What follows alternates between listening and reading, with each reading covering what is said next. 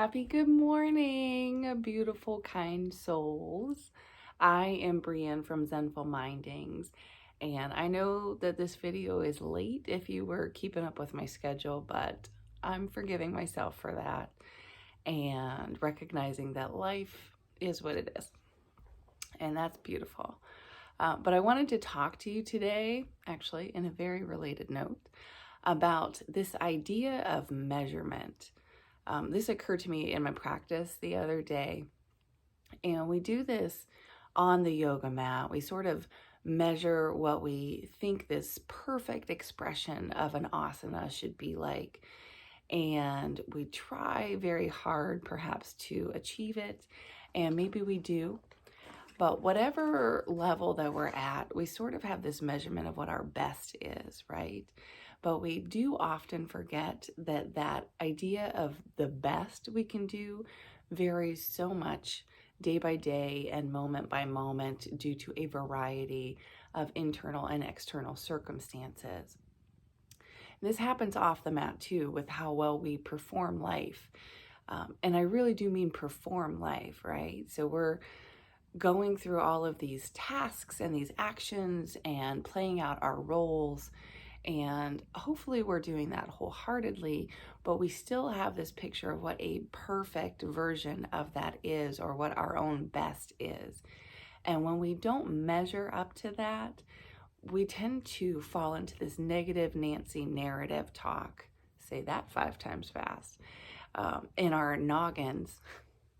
Negative Nancy narrative talks in our noggins. Made my cat sneeze.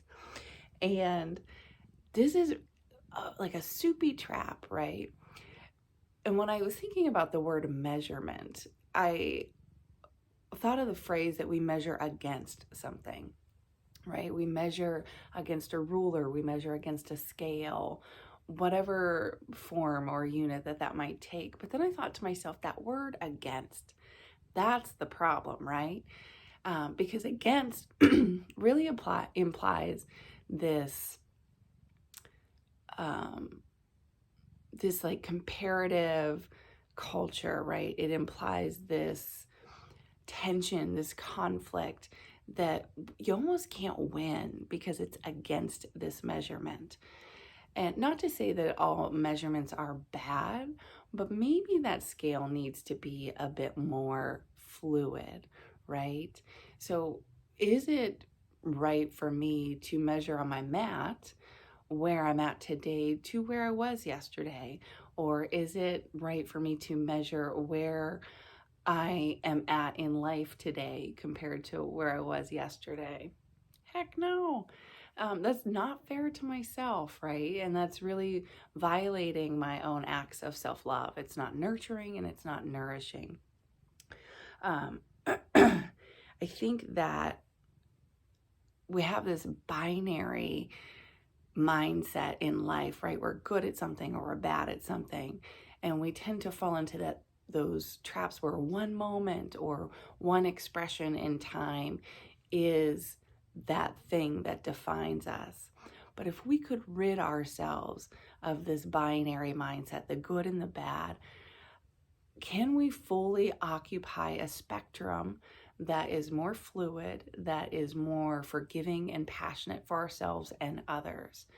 So if I'm not measuring myself against anything, I can't really define anything as good or bad. So if I remove that, can I live a better quality life? And I was also wondering how this affects our perception of time, right? And what that relationship is. So how many of us, sit or stand or walk or, whatever we're doing, that's irrelevant. And we think about how time seems to go so quickly, or how our perception of time changes depending on our mood. Some things go really fast and some go really slow. But does that really matter, right? Is it more so then about the quality of time?